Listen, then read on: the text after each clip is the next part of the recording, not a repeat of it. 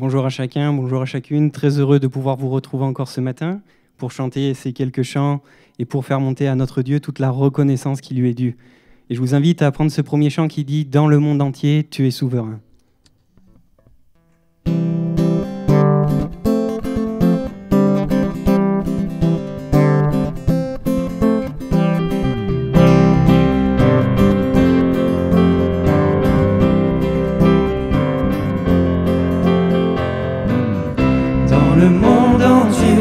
Tu es souverain sur chaque torrent et soleil couchant.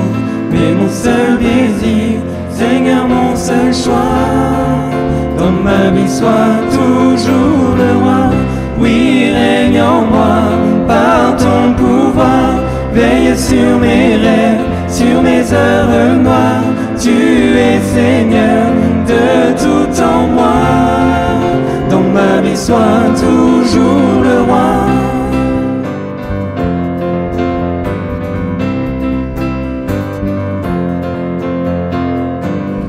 Dans chaque parole et chaque pensée, je veux refléter, Seigneur, ta bonté. Il n'est rien au monde plus précieux que toi. Dans ma vie sois toujours le roi. Oui, règne en moi par ton pouvoir. Veille sur mes rêves, sur mes heures noires. Tu es Seigneur de tout en moi. Dans ma vie sois toujours le roi. Oui, règne en moi par ton pouvoir. Veille sur mes rêves, sur mes heures noires. Tu es Seigneur de tout en moi. Dans ma vie sois toujours le roi. Dans ma vie sois toujours le roi. Dans ma vie sois toujours le roi.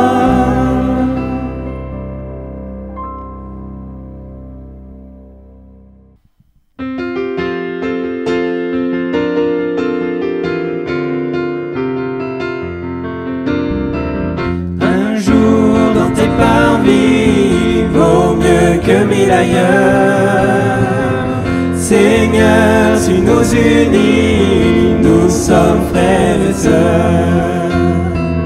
Rassemblés en ce lieu, nous louons notre Père. Voici l'Esprit de Dieu, nous sommes dans sa lumière. Un jour dans tes parvis vaut mieux que mille ailleurs. Seigneur, tu nous unis, nous sommes frères et sœurs. Jésus est parmi nous, l'un prie, l'autre pleure.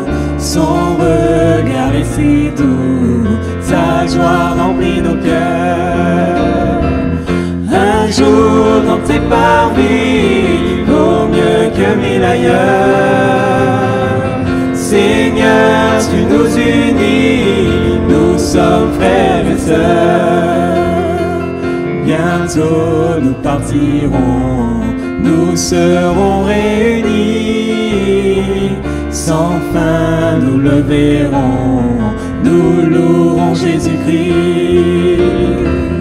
Un jour dans tes parvis vaut mieux que mille ailleurs. Seigneur, tu nous unis, nous sommes frères et sœurs. Un jour dans tes parvis vaut mieux que mille ailleurs. Seigneur, tu nous unis, nous sommes frères et sœurs.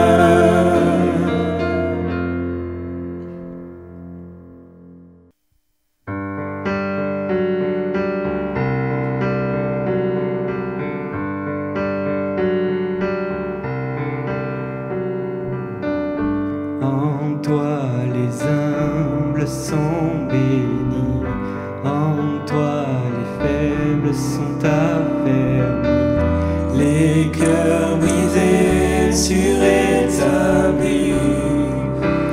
donnant la vie, cet amour qui peut libérer, cet cet amour qui peut restaurer nous appelle par notre nom. Tu nous appelles par notre nom. Ce Dieu qui créa tout l'univers, ce Dieu qui va mourir au calvaire nous appelle par notre nom. Tu nous appelles par notre nom.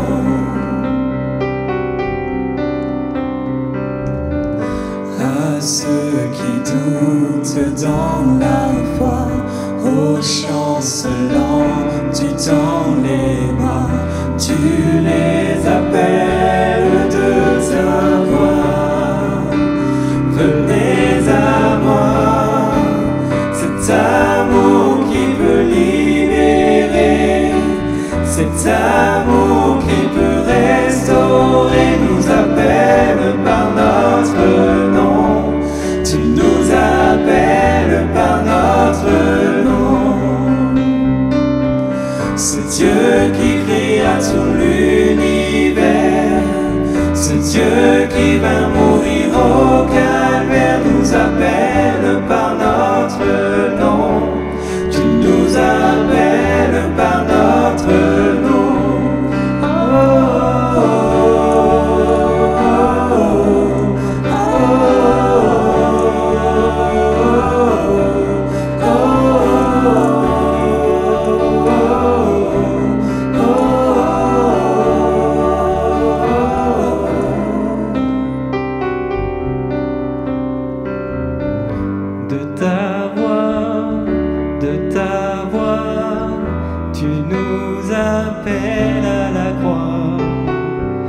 De ta voix, de ta voix, tu nous appelles à la croix.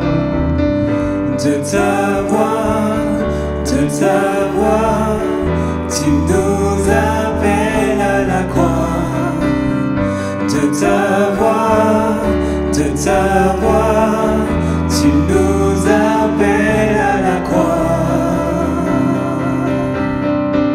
Cet amour qui peut libérer, cet amour qui peut restaurer nous appelle par notre nom.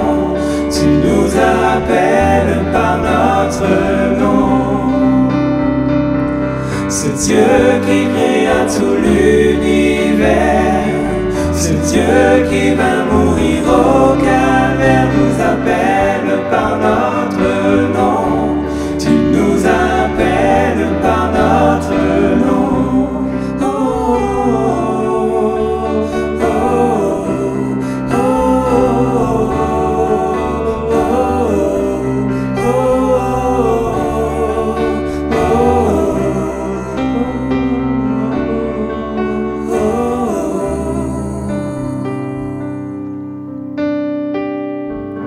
de ta voix, de ta voix, tu nous appelles à la croix. De ta voix, de ta voix, tu nous appelles à la croix.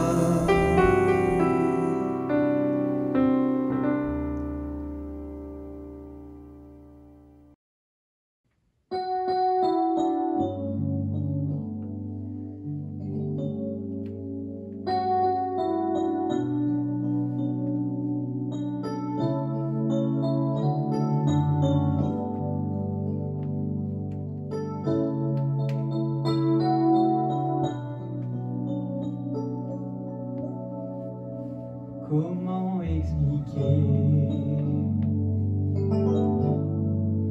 et comment décrire un amour si grand, si puissant que rien ne peut le contenir. Tu sais mes espoirs, Seigneur, tu sais mes craintes. Et mes mots sont bien trop petits pour dire tout l'amour que j'ai pour toi. entends mon cœur, mon esprit qui te loue, entends le chant d'amour d'un enfant racheté. Je prendrai mes faibles mots pour te dire quel Dieu merveilleux tu es, mais je ne pourrai pas te dire combien je t'aime, alors entends mon cœur. Si tout comme la pluie, les mots pouvaient couler, et si j'avais l'éternité, je ne pourrais pas l'exprimer, mais dans les battements de mon cœur, tu entendras toujours. Merci pour la vie, pour la vérité et pour le chemin. Alors entends mon cœur, mon esprit qui te loue, entends le chant d'amour d'un enfant racheté. Je prendrai mes faibles mots pour te dire quel Dieu merveilleux tu es, mais je ne pourrai pas te dire combien je t'aime, alors entends mon cœur.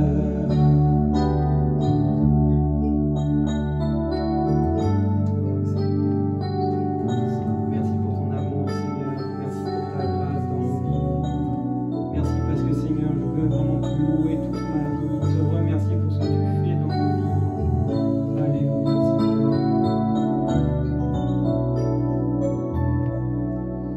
Tu sais nos espoirs, Seigneur, tu sais nos craintes, et nos mots sont bien trop petits pour dire tout l'amour que nous avons. Alors entends nos cœurs, nos esprits qui te louent, entends le chant d'amour de tout est racheté.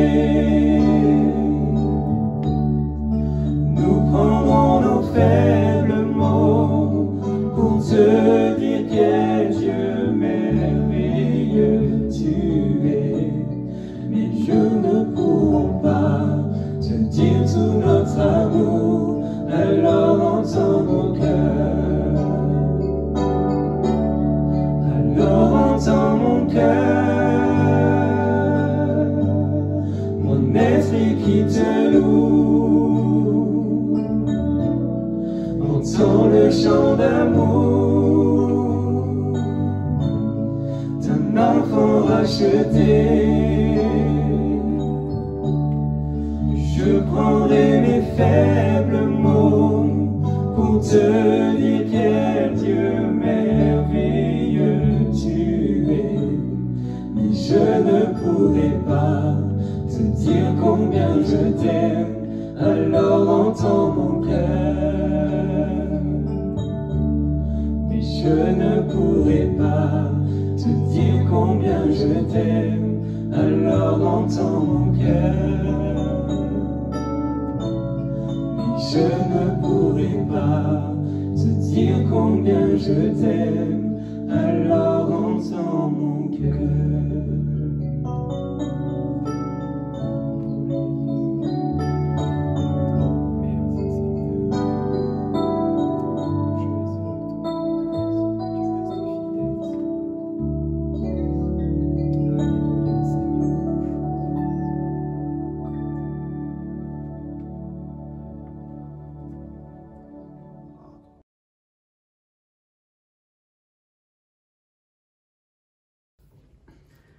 Bonjour à toutes, bonjour à tous. Heureux de pouvoir ouvrir ensemble dans quelques instants la parole de Dieu. Mais d'abord, un grand merci à Guillaume et à toute l'équipe pour nous avoir conduits dans ce temps de chant et de louange. C'est un honneur et une joie pour nous de pouvoir célébrer celui qui est digne de recevoir notre adoration, le fruit et la reconnaissance de nos lèvres. Que Dieu soit béni, que Jésus-Christ encore soit glorifié. Nous voulons le faire jour après jour. Merci Seigneur, proclamer encore combien il est bon et qu'il est tout pour chacun d'entre nous. Sans plus tarder, j'aimerais faire une lecture avec vous dans l'Évangile selon Jean au chapitre 6 et nous ferons la lecture à partir du verset 51 jusqu'au verset 54. Je suis le pain vivant qui est descendu du ciel, dit Jésus. Si quelqu'un mange de ce pain, il vivra éternellement, et le pain que je donnerai, c'est ma chair, que je donnerai pour la vie du monde. Là-dessus, les Juifs discutaient entre eux, disant « Comment peut-il donner sa chair à manger ?» Jésus leur dit « En vérité, je vous le dis, si vous ne mangez la chair du Fils de l'homme, et si vous ne buvez son sang, vous n'avez point la vie en vous-même. Celui qui mange ma chair et qui boit mon sang a la vie éternelle, et je le ressusciterai au dernier jour. Amen.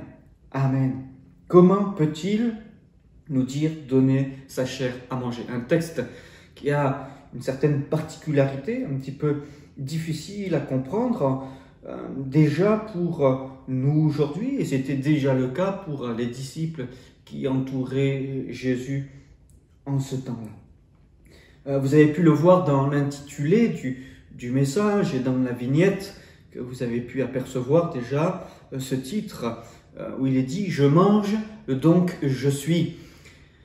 Dans cette période de crise sanitaire, nos sociétés ont pris davantage conscience, entre autres, de l'importance de l'écologie, bien sûr, avec la pollution qui a baissé dans nos grandes villes durant la période de confinement, puis qui est revenu, j'allais dire, presque entre guillemets, à la normale, parce que la norme, bien sûr, c'est pas celle-ci, non. Mais voilà, la pollution, les gaz à effet de serre, durant cette période de crise, nous avons vu des vidéos, vous et moi, avec des animaux qui réinvestissaient les rues des villes désertées par l'homme. Aussi, nous avons pris davantage conscience de l'importance d'une bonne alimentation.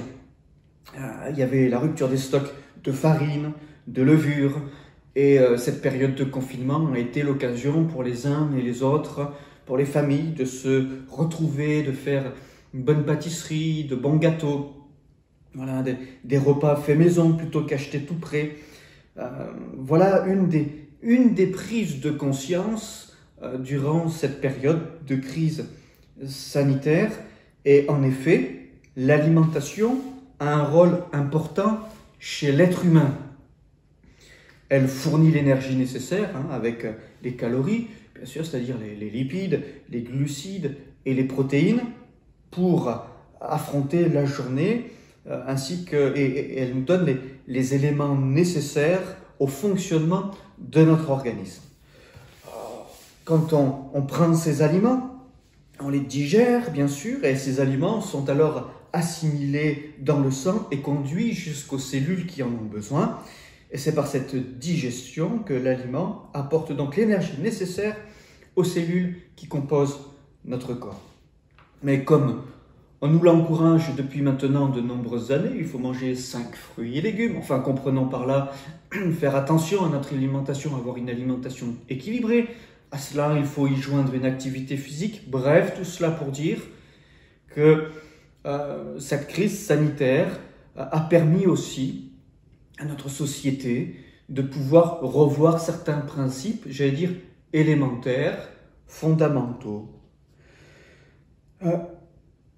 Dans le cadre de la foi, il est évident que la nourriture que nous allons ingérer pour notre âme a elle aussi un rôle important quant à notre croissance spirituelle et quant à notre équilibre. Ce qu'on mange devient une part de nous-mêmes, ce dont on nourrit notre cœur, ce dont on nourrit notre âme. C'est pourquoi, je pouvais le dire ainsi, je mange, donc je suis. La Bible nous parle de l'histoire des hommes et des hommes dans l'histoire, avec un grand H. Histoire de dire, l'homme décrit dans ce livre a croqué à pleines dents la désobéissance à la parole de Dieu, portant en son être le fruit néfaste de l'orgueil. S'ensuit alors un goût amer d'avoir mangé et croqué, j'allais dire, ce fruit défendu, un palais détérioré qu'il faut alors restaurer, le sens qui est brouillé. L'apôtre Paul pouvait écrire aux Philippiens, « La fin sera leur perdition, ils ont pour Dieu leur ventre, et ils mettent leur gloire dans ce fruit qui fait leur honte, ils ne pensent qu'aux choses de la terre. » Surprenant, un message un petit peu fort, pourrions-nous penser de l'apôtre Paul, « Ils ont pour Dieu leur ventre, et ils mettent leur gloire dans ce qui leur fait honte, dans ce qui fait leur honte, pardon, ils ne pensent qu'aux choses de la terre. » Dans le texte justement dont nous venons de faire la lecture, nous voyons que les Juifs, et là il est question aussi de disciples de Jésus, n'ont pas compris le sens des paroles de Jésus lorsque celui-ci leur parle de manger le pain de vie. Ils auraient voulu avoir du pain qui ne leur coûte rien. Mais regardez un petit peu plus tôt et on comprend aisément le pourquoi du comment. Le début du chapitre 6, du verset 1 jusqu'au verset 15, il est question de ce fameux miracle de la multiplication des pains pour les 5000 hommes, plus femmes et enfants. Vous connaissez ce texte, miracle de Jésus, qui a été rapporté quand même par les 4 évangélistes. C'est dire l'importance et combien ce miracle-là et cet enseignement-là a marqué les disciples et chacun des disciples et des apôtres de Jésus-Christ. À travers ce miracle important, donc, Jésus voulait montrer qu'il est venu pour répondre aux besoins physiques de l'homme, mais aussi et surtout spirituels. Mais les hommes, eux, ne pensaient qu'à la vie matérielle. Et c'est ce que nous voyons dans ce texte, avec ces disciples qui vont voir Jésus suite à la multiplication des pains, en lui disant, mais maintenant, quel miracle fais-tu donc pour nous? Voilà, afin que nous croyions. Quel miracle fais-tu donc? Qu'as-tu à nous apporter encore maintenant? Ils ont été nourris, bien sûr, miraculeusement de Jésus. Ils ont été rassasiés par Jésus et du pain qui a été multiplié. Ces pains qu'ils ont pu recevoir, les ont pleinement rassasié leur ventre. Ils ont été satisfaits par ce qu'ils ont reçu. Ils reviennent vers Jésus pour lui dire « Encore, encore et encore, merci de répondre, Jésus, aux besoins physiques. Ça nous aidera à croire, ça nous encouragera à te suivre en tant que disciples. » Mais nous nous souvenons de ce que Jésus-Christ a pu dire dans l'adversité, alors qu'il était dans le désert et qu'il avait faim pendant ces 40 jours dans le désert et qu'il n'avait pas de nourriture et qu'il sera tenté par l'adversaire de nos âmes qui lui disait mais que ces pierres ordonnent à ces pierres de devenir du pain, mais Jésus ne s'est pas nourri de tout cela. Et on se souviendra de la réponse de Jésus, verset d'ailleurs qu'il a repris du livre des Deutéronomes, au chapitre 8. « L'homme ne vivra pas de pain seulement, mais de toute parole qui sort de la bouche de Dieu. » Il est donc important de comprendre que oui, Jésus-Christ est celui qui peut et qui veut répondre aux besoins physiques, aux besoins matériels, aux besoins d'ici-bas, mais avant toute chose, il est celui qui veut répondre aux besoins spirituels de nos âmes.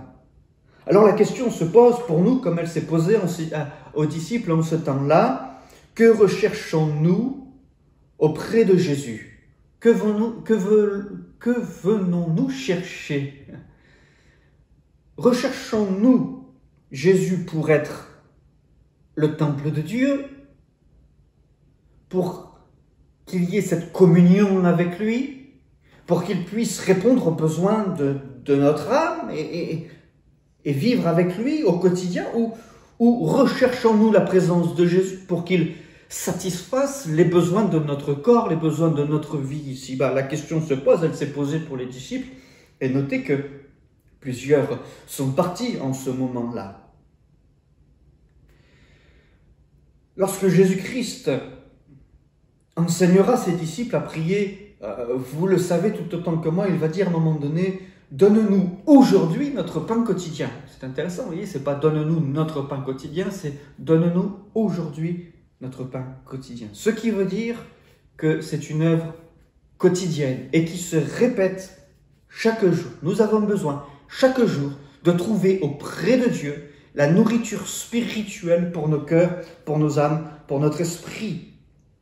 Dans ce chapitre 6 de l'Évangile selon Jean, Jésus fait le rapport entre le fait qu'il est le pain de vie envoyé de Dieu descendu du ciel, avec la manne qui avait nourri le peuple hébreu dans le désert et tout au long de cette longue marche au travers du désert entre l'Égypte, bien sûr, et l'entrée en Canaan. Jésus fait remarquer quand même à ceux qui le suivaient que la manne n'avait pas empêché la mort de ceux et de celles qui en avaient mangé. Mais il veut leur faire remarquer que la manne a entretenu la vie du peuple pendant la traversée du désert, mais elle ne leur a pas donné la vie et la vie éternelle. C'est pourquoi Dieu est celui qui nous donne le pain de vie pour nourrir notre âme, afin que nous ayons la vie éternelle. C'est en tant que parole de Dieu incarnée que Jésus vient pour donner, est-il écrit, sa chair pour la vie du monde. Jean chapitre 6, verset 51, je reprends, et 54, « Je suis le pain vivant qui est descendu du ciel. Si quelqu'un mange de ce pain, il vivra éternellement. Et le pain que je donnerai, c'est ma chair, que je donnerai pour la vie du monde. Celui qui mange ma chair et qui boit mon sang a la vie éternelle, et je le ressusciterai au dernier jour. » Dur comme texte, n'est-ce pas? C'est dur. C'est ma chair que je donnerai pour la vie du monde.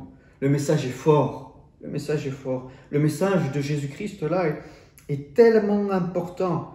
Il le dit, « Je suis le pain vivant qui est descendu du ciel. » L'évangéliste Jean dira dans son prologue, verset 14, « Et la parole a été faite chair. Elle a habité parmi nous, pleine de grâce et de vérité. Et nous avons contemplé sa gloire, une gloire comme la gloire du Fils unique, venu du Père. » Merci Seigneur, venu du Père. La parole a été faite chair. Comme nous le disions il y a quelques instants, les Juifs n'ont pas compris cette parole.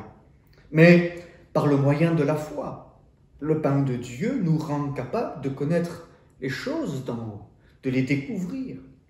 Elles deviennent une nourriture pour nos âmes de telle sorte que, eh bien finalement, nous n'avons plus faim des choses d'ici-bas. Nous comprenons l'importance des choses d'en haut, le fait qu'elles sont prioritaires par rapport aux choses d'ici-bas. Mais si nous venions à ne plus nous nourrir de la parole de Dieu qui a été faite chair, alors le goût pour les choses de ce monde pourrait très vite revenir, pourrait très vite ressurgir, avec toutes les conséquences que cela engendre. Et permettez-moi alors de prendre l'exemple d'Adam et Ève, qui, nous le voyons dès le commencement, dans le livre de la Genèse, au chapitre 3, à un moment donné, eh bien, se sont détournés de la parole de Dieu, qui leur avait tout donné pour pouvoir nourrir leur corps. Et ils ont mangé un fruit défendu. Genèse 3,6. La femme vit que l'arbre était bon à manger et agréable à la vue, et qu'il était précieux pour ouvrir l'intelligence. Alors elle prit de son fruit et en mangea, et elle en donna aussi à son mari, qui était auprès d'elle, et il en mangea. Voyez? La femme vit que l'arbre était bon à manger et agréable à la vue, et qu'il était précieux pour ouvrir l'intelligence. Elle prit de son fruit, elle en mange, et Adam fera de même. Ça veut dire quoi?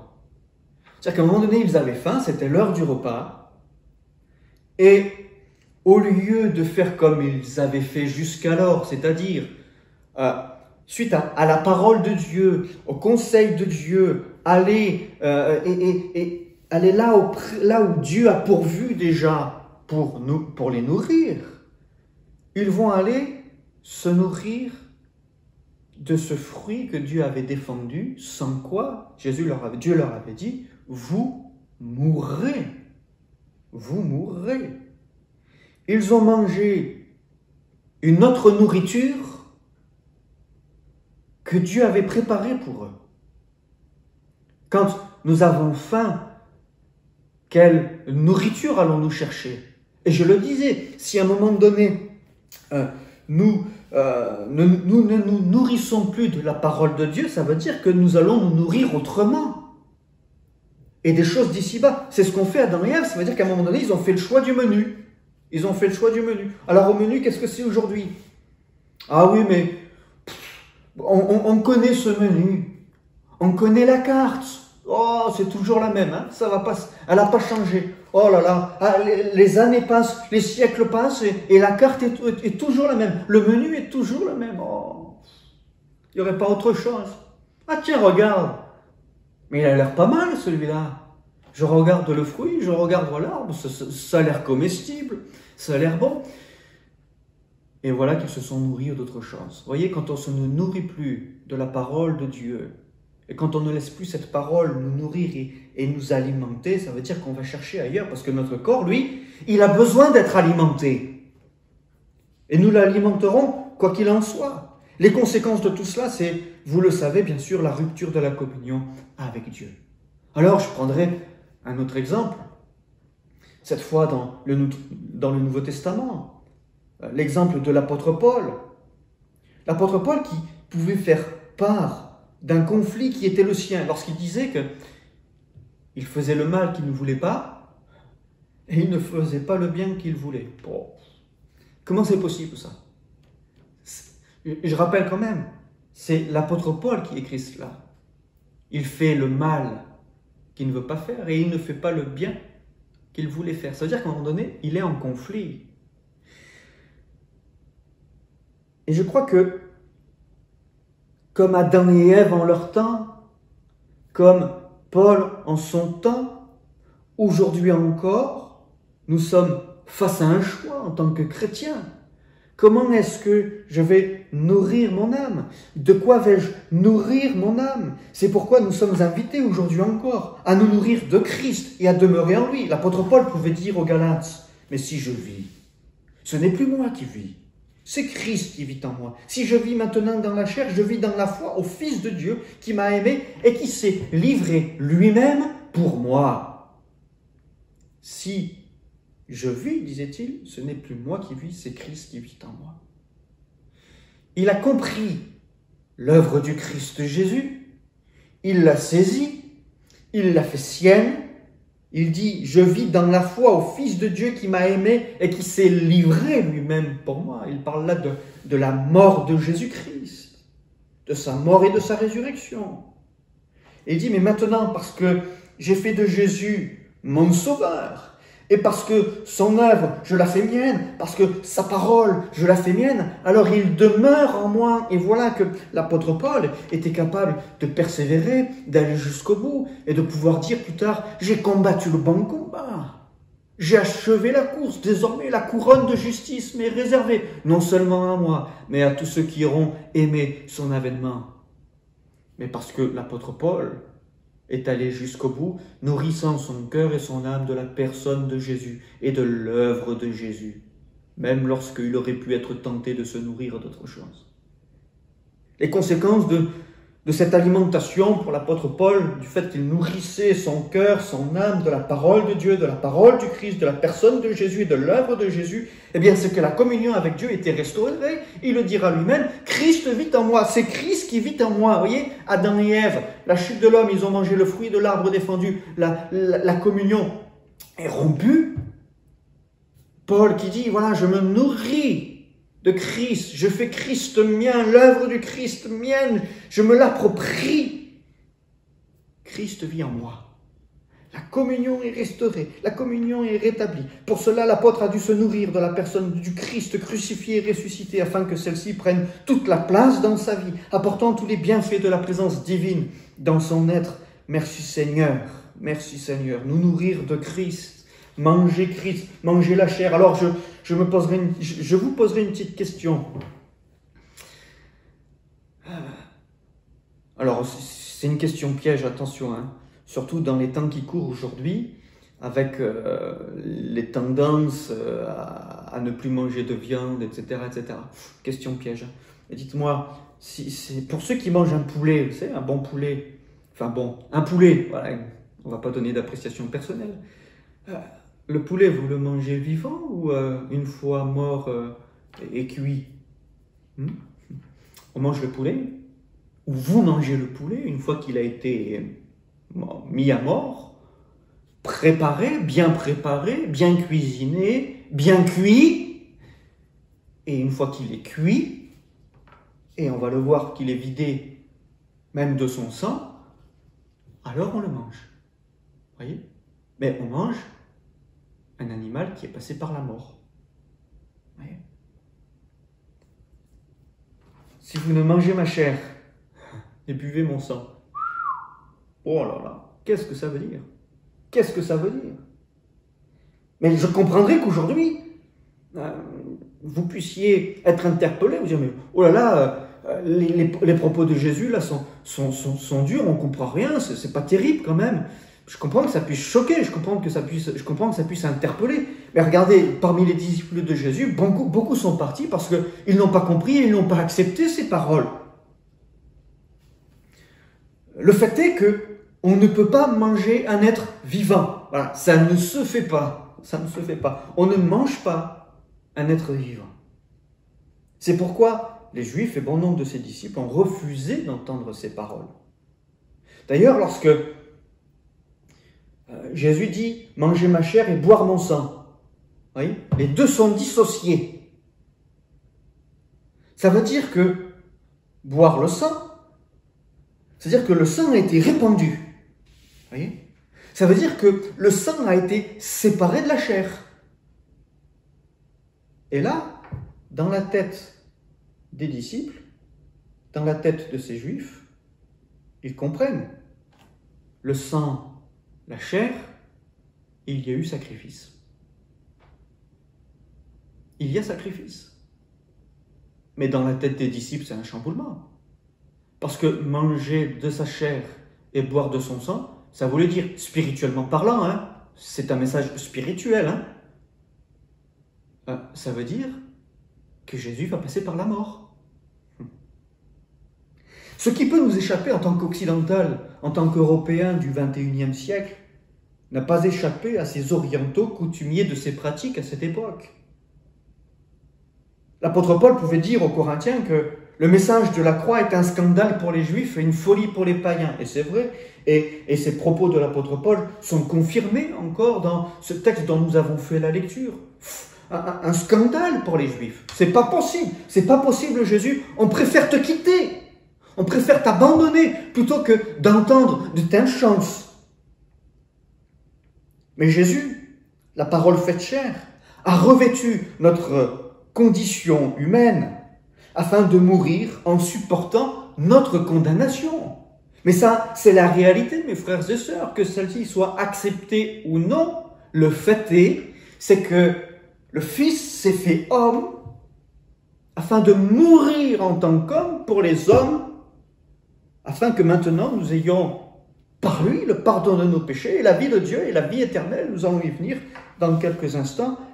Que son nom soit béni. Et c'est vrai que le message pourrait paraître choquant. Jésus, par ses paroles, bien sûr, ne légitime pas le cannibalisme, n'est-ce pas? Il ne contredit pas non plus les commandements de Dieu donnés dans l'Ancienne Alliance. Au contraire, il vient les accomplir. On se souvient de Genèse, chapitre 9, verset 4, où il est écrit « Vous ne mangerez point de chair avec son âme ». L'auteur ajoute « avec son sang ». Vous voyez, avec son âme, c'est-à-dire avec son sang. Vous ne mangerez pas de chair avec son sang. Mais ce que Jésus nous invite là, c'est pas aller au contraire de ce qui est enseigné au commencement, dans l'Ancienne Alliance. Au contraire, Jésus est venu pour accomplir les commandements de Dieu. Jésus est venu pour accomplir la justice de Dieu. Dieu interdit de manger le sang. Pourquoi? Parce que le sang représente la vie et que la vie appartient à Dieu seul, n'est-ce pas? La vie appartient à Dieu, c'est Dieu qui a donné la vie et elle lui appartient. Lui seul dispose de la vie. Aujourd'hui, le croyant, le chrétien, peut manger la chair du Fils de l'homme et boire le sang, bien sûr, je le disais, d'une manière spirituelle, afin de s'approprier la vie du Christ que Dieu nous a envoyé du ciel pour sauver les pécheurs que nous sommes. Que son nom soit béni.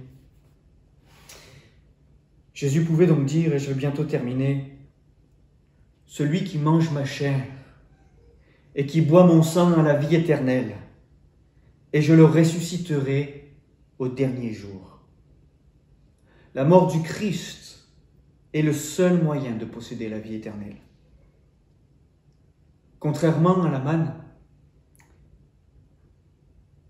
nous nourrir du Christ qui est mort pour nous et ressuscité pour nous, nous communique la vie éternelle.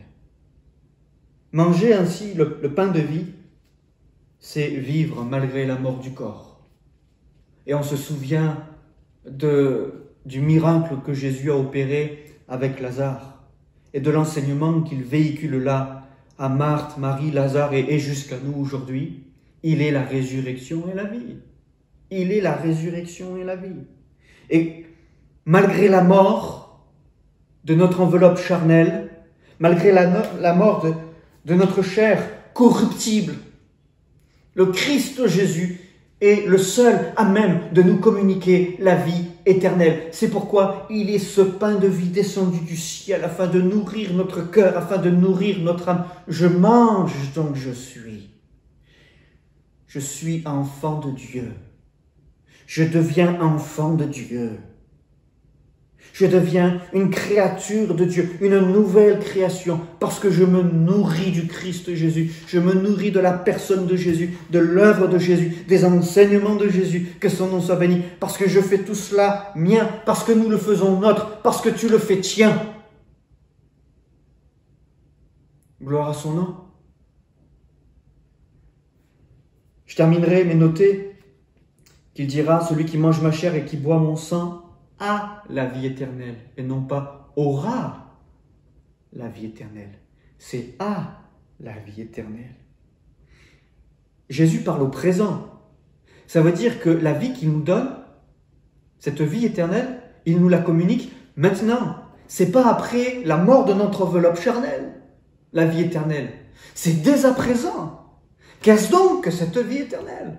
Si ce n'est que, plutôt qu'une durée, c'est une qualité de vie que Jésus-Christ veut nous communiquer dès ici-bas. Et il nous la communique comment? En ayant une bonne et une saine, ou une sainte alimentation.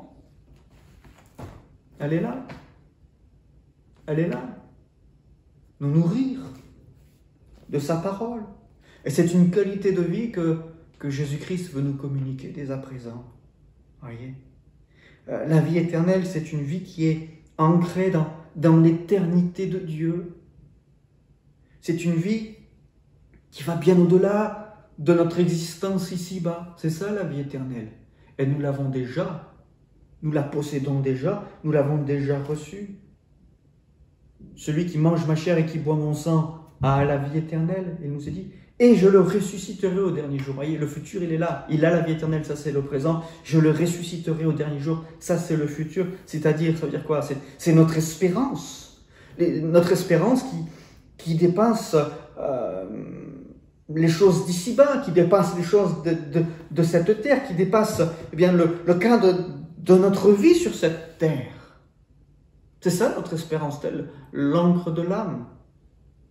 Je le ressusciterai au dernier jour. Que son nom soit béni. Alors, oui, je mange, donc je suis. Oh, si cette phrase a certainement ses propres limites. Nous voulons tout simplement nous souvenir, aujourd'hui encore, que manger et boire, surtout par ces périodes de chaleur, n'est-ce pas? On boit souvent, on boit régulièrement. Manger et boire sont des actions que nous répétons quotidiennement. Ainsi, par cette vie que nous recevons de la part de Dieu et de la part de Jésus, nous découvrons ce Dieu d'amour, nous découvrons le don de la vie, nous découvrons la grâce de Dieu. Que son nom soit béni. Seigneur notre Dieu, merci, parce que tu es celui qui est venu tout nous donner et qui veut aujourd'hui encore répondre à nos besoins. Seigneur, nous ne voulons pas chercher ici-bas de quoi nourrir nos corps, de quoi nourrir nos pensées, de quoi nourrir nos âmes. Nous voulons trouver tout cela auprès de toi. Nous croyons que toi seul est celui qui est capable encore aujourd'hui de répondre aux besoins spirituels de nos âmes, de nos esprits. Alors Seigneur mon Dieu, merci encore de nous bénir. Merci encore de répondre à chacun de nos besoins, de répondre particulièrement peut-être aux besoins d'un frère ou d'une sœur aujourd'hui. Peut-être quelqu'un qui n'a plus goûté pendant un temps combien Dieu est bon. Peut-être quelqu'un qui a perdu le goût, qui a perdu la saveur. Merci Seigneur encore de redonner le goût de ces choses-là. Redonner le goût et la saveur des choses d'en haut. Parce que ce sont elles et c'est ta parole qui véritablement nous rassasie et satisfait nos âmes, comble nos vies. Que ton nom soit béni, que ton nom soit glorifié. Amen.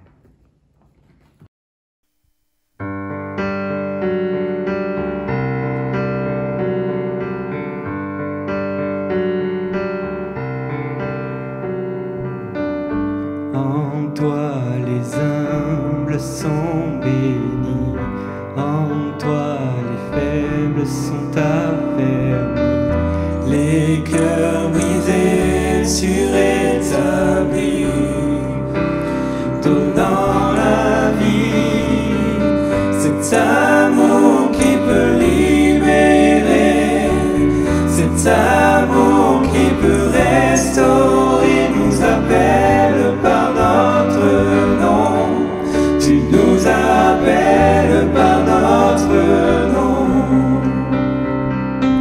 Ce Dieu qui créa tout l'univers, ce Dieu qui va mourir au calvaire, nous appelle par notre nom, tu nous appelles par notre nom.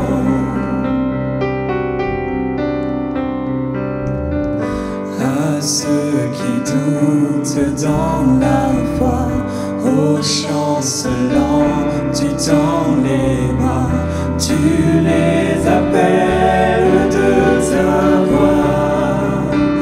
Venez à moi, cet amour qui peut libérer, cet amour qui peut restaurer, nous appelle par notre nom, tu nous appelles par notre nom. C'est Dieu qui créa tout l'univers, c'est Dieu qui va mourir au calvaire, nous appelle par notre nom, tu nous appelles par notre nom.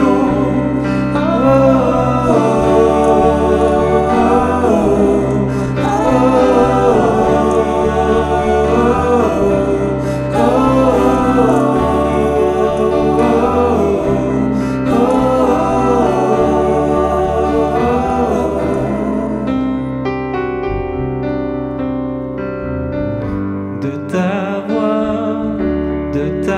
voix, tu nous appelles à la croix. De ta voix, tu nous appelles à la croix. De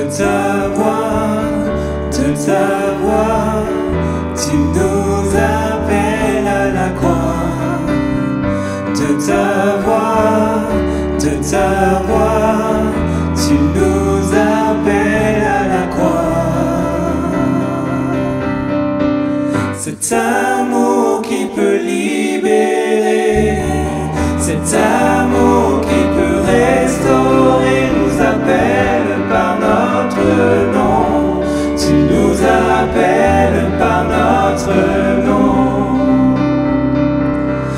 Dieu qui créa tout l'univers, ce Dieu qui va mourir au calvaire nous appelle par notre nom. Tu nous appelles par notre nom. Oh, oh, oh,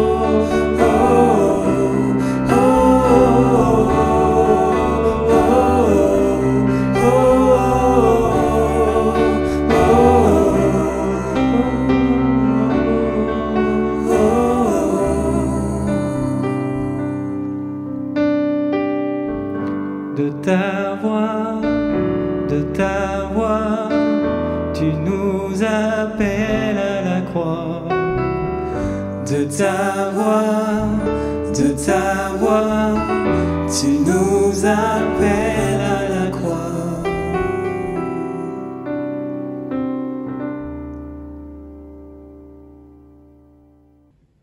Que Dieu soit béni, que Dieu vous bénisse. Nous vous souhaitons à toutes et à tous une excellente journée et nous vous disons à bientôt.